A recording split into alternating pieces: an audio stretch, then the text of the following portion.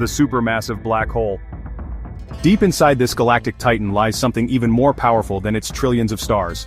A supermassive black hole so enormous, it defies comprehension.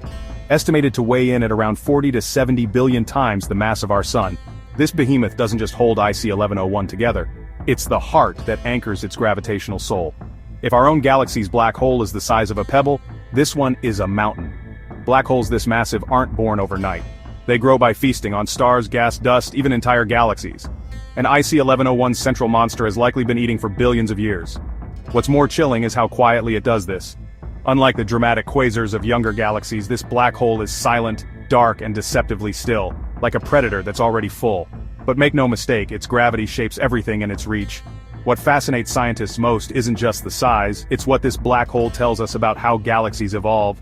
The bigger the black hole, the more galaxies it has likely consumed in its past. It's a story written not in stars but in invisible force, a tale of power, gravity, and ancient collisions.